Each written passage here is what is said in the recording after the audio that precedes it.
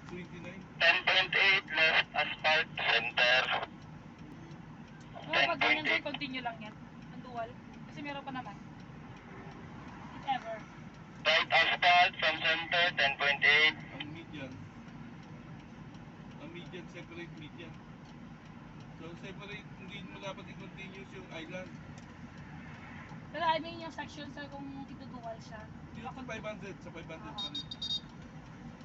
Masukat ng asphalt 3 lanes doon sa may median ulit. Ito lang, pinuputol yung... Sir, Pasukat ulit ng asphalt hanggang median, tapos yung sukat ng median, then yung asphalt sa kabila ng 3 lanes.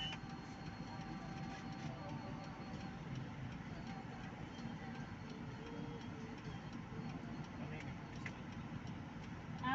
Tara pa rin, hanggang doon tayo sa may median. Yung intersection sa kabila, pag nag-rockon, isa dito, kanya agad.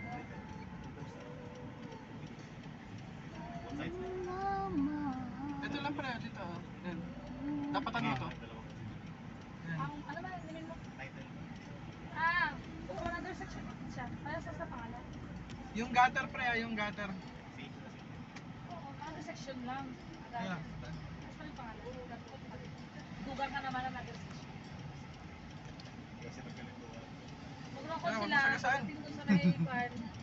Ito na lang ang part. Yung may dyan. right asphalt 10.3. Ano lang? Section lang. Mag-change. Kaya pag nag-propose kayo, lagyan nyo talaga ng section.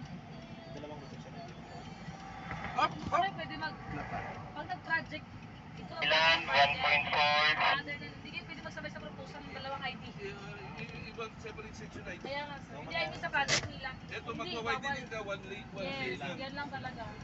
Next, stay mo yan sa construction. Magkaiba na yan. Asphalt 10.3. Magpa-wide din ka sa kabila ng other section na ito.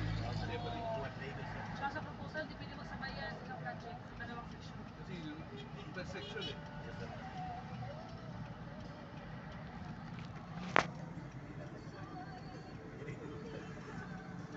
Ah, 30 meters yung gap, sir.